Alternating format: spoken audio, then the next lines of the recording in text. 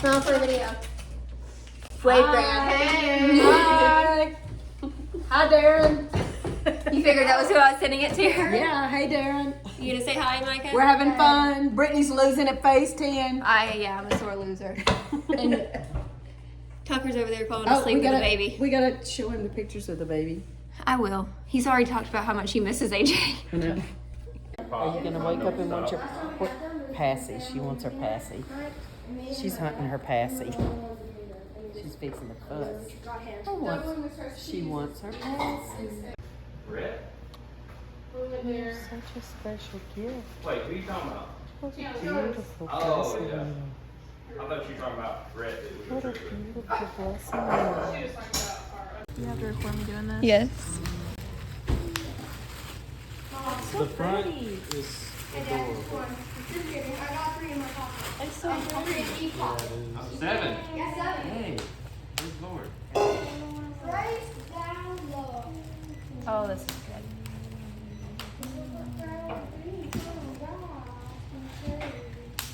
Oh, I like that.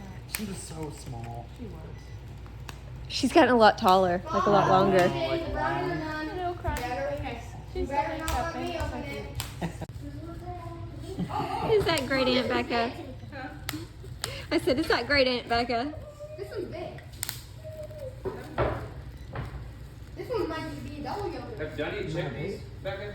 Or do you think they're pretty done? Yeah, too thick.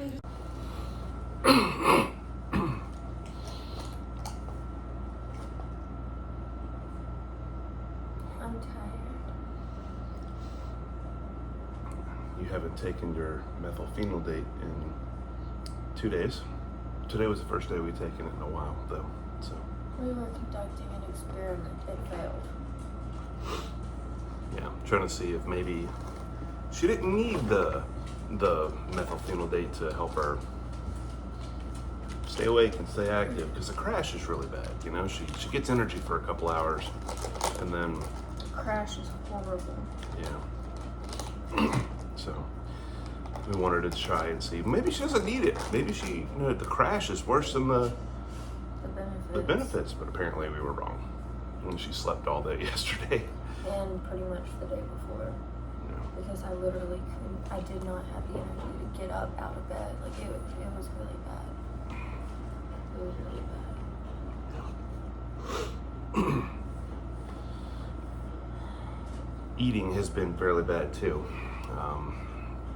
I know that over the last week or so, she's been picking here and there. We did have one day where we got to go out with some friends where Some new friends. We made new friends. where you were actually able to eat. Seems like if we give you like a task, like, hey, eat with these people, like you're probably able to do it better than if you're at home. I don't know about that. No. Because it was still hard for me to eat with them. But I don't really know what the difference was. But at that point, like I'd already been eating a little bit of stuff, so like my appetite wasn't as bad as the last couple of days. I don't know. I have no idea. It's just this week has been really rough. We were supposed to be in a marriage retreat yesterday evening. We call it a retreat, but it's just at our church. A stay treat. A stay treat Yeah. at our local church. It started yesterday evening from 6 to 8, and then we missed it because I literally I woke up at 6 o'clock and was like, crap, we never set our alarms. We both fell asleep, and I was like, I could not physically make it. And so today we are up at 6 a.m. trying to get ready for the part 2 of the marriage retreat that begins at 8 a.m. Currently 7.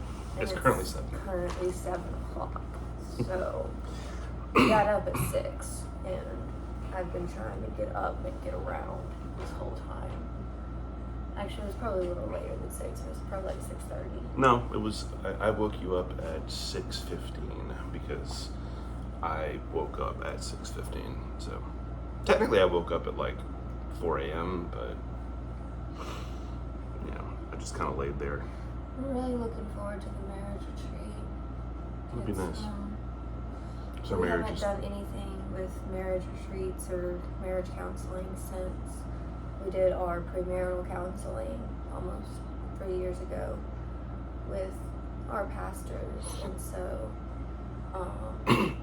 we're one of those people who believes that there's always something you can do to be improving your marriage, and that you shouldn't be like waiting for this bad stuff to start happening before you start seeking help. Help is necessary even when you think you're going good. Yeah, and so we've been really excited about the marriage retreat because we want to work on our relationship. We want to work on our relationship. We want it to always be better and to be striving towards a godly relationship and what God calls us. And us having people to check us is important, you know, especially people that we value and look up to. Value their opinion and look up to. So, new updates. We wake up this morning, and this is the reason we started the video. But we figured we should give everybody an update on everything else too. But we woke up this morning.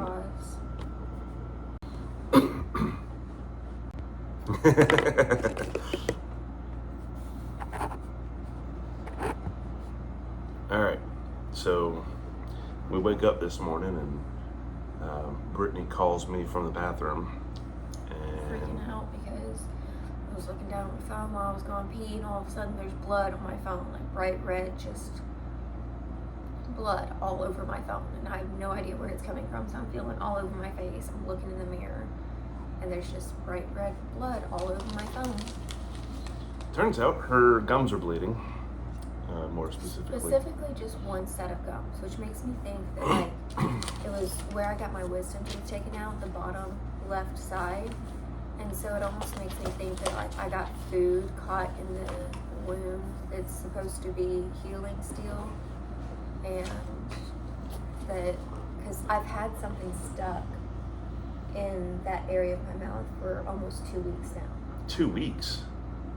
Like I've been doing mouthwash, I've been brushing my teeth, just trying to get it out, and it wouldn't come out. And then I think last night, it finally came out. Oh, so now blood and blood and blood. Apparently. Which is what we were getting to. Oh, so my money's on malnutrition, but when you tell me that kind of changes things. So yeah, you probably just had something stuck back there and it irritated the gums, and now that it's free, it's bleeding. You're bleeding like a stuck pig. It's pretty bad. So yeah, that's where we're at. I don't really have much of an update other than marriage counseling, new people, bleeding gums. Which I have problems making friends with new people. I've got a lot of things that have happened to me in the past when I've tried to make new friends bite me in the butt, and so I'm really nervous about making new friends, really hesitant, and we ended up going out with these new people from church, and it was actually really, really fun. It was really good. They didn't think we were too crazy. It was really nice. We had a lot of fun, and it was nice to be seen as Darren and Brittany and not Darren and Brittany with cancer, because one of the things that we've been struggling with our friendships that were before cancer. Cancer is a part of our lives now. It is our normal. And we realize that that's hard to imagine for a lot of people.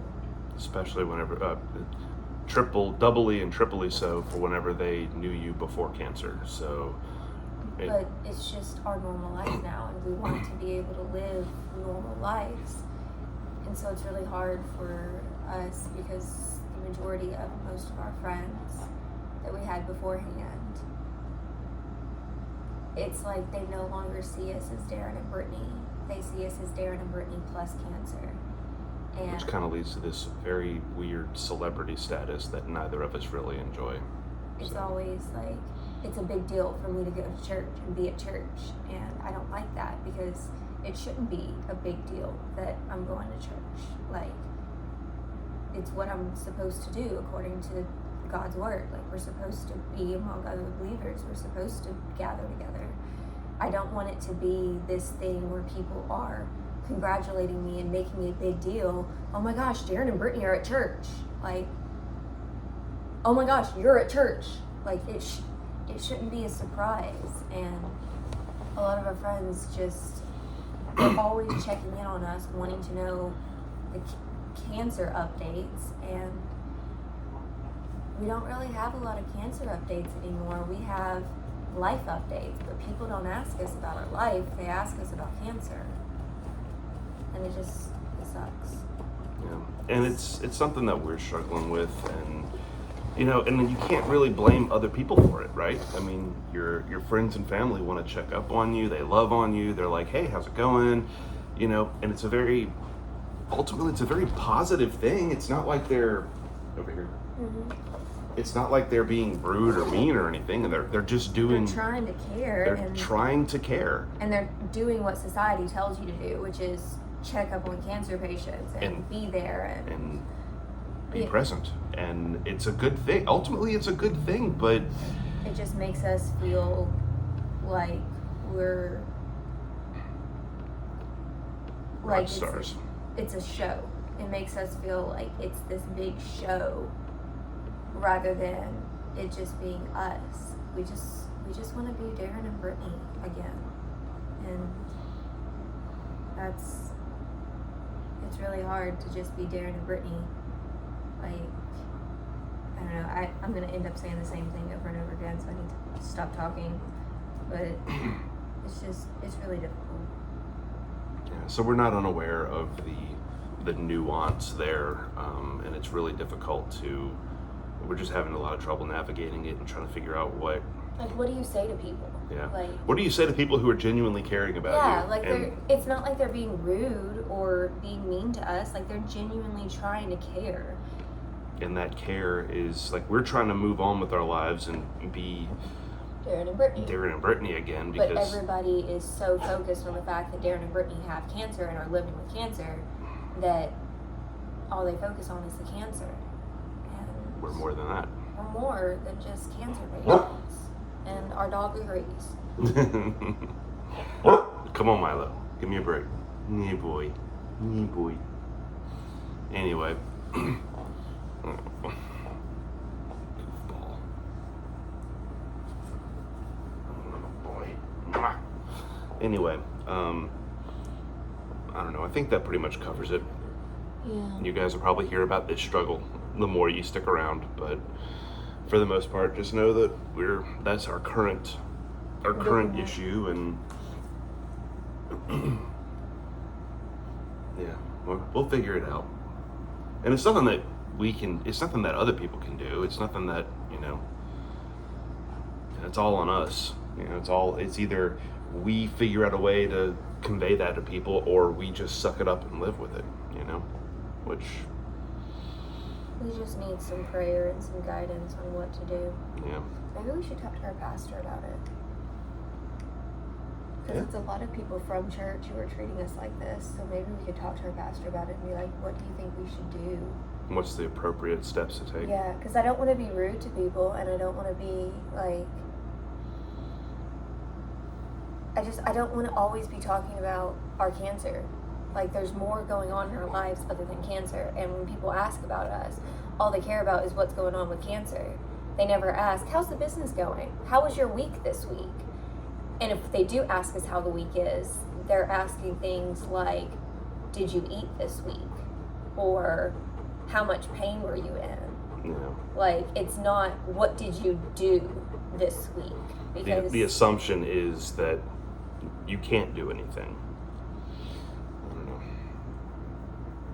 maybe the assumption's different. I don't know, but still, yeah. But we are looking forward to the marriage retreat. That's a stay treat. In 20 minutes, 30 minutes. At this Yeah, point. I really need to start getting ready. We should turn off the video because I get distracted. Okay. Milo, we need a haircut, buddy. Yes, we do. says this guy. Well, you're doing I'm the video. shaking, but we got the dog back. So this is an argument that Darren and I have all the time. All the time.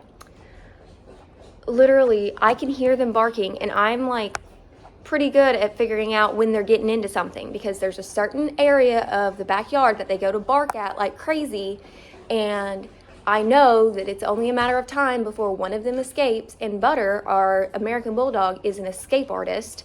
He's like the most graceful hunk of 100 pounds you have ever seen, and can easily jump over fences, crawl over fences, squeeze through holes like a freaking cat. So I've already told Darren like multiple times, will you go check on them? There's something going on. There's something going on. And he's gone to check on them. And then there was one time, the last time I said it, I was like, okay, I've got to go check on them because something's happening. And he comes back in, and I know by the way he's walking that one of them is out. I'm just glad that it was Butter who got out and not Milo, because Milo would be fine. I think he'd just come right back up to us if he got out. well, Milo doesn't know other dogs, and so I don't know what would happen if he ran into another dog. Yeah, true. Like, he's never really been around other dogs before. Butter would just play with them, and like, yeah, so in that sense, it's good that Butter got out, but Butter also thinks it's a game when he gets out. He loves to have you chase him. The only way that works to get him in is if we tell him we're going on a ride, which is fine when Darren's here, but we only have one car right now. And so when Darren goes to work, if the dogs escape, I don't have a car to say, hey, let's go take a ride and get you back to the house. So it really freaks me out when I think of the dogs potentially getting out, because I wouldn't be able to get them back by myself. And so I worry about it. Yeah. Well, the last hole will get filled up. It's $50 fix. Not a big deal. I'll take care of it tomorrow. It'll be all right. I was supposed to be working to invoice the rest of our September clients before I started getting ready for church. But now I have to start getting ready for church and can't do any more invoicing. And Darren has to take muffins to church. Oh yeah, we got I'm right on time. I got 10 more minutes for you. Need to bring them. So. All right. We're all right. Always an adventure. Yeah, especially with Milo. Or Butter. Sorry. Whoever the dogs Where are. is Butter? I don't know. Butter, where are you? Come say hi to the camera. There he is, so proud of himself. Him so proud. Butter, what did you do today? Did you go for an escape? Did you go for a little joyride? You're happy with yourself, aren't you? Yes, he is. And then there's Milo. Milo. Who's drooling everywhere. Look at my pants. Look at my pants. I am like drenched. Oh, our life. Our life. Wouldn't trade it for anything in the world.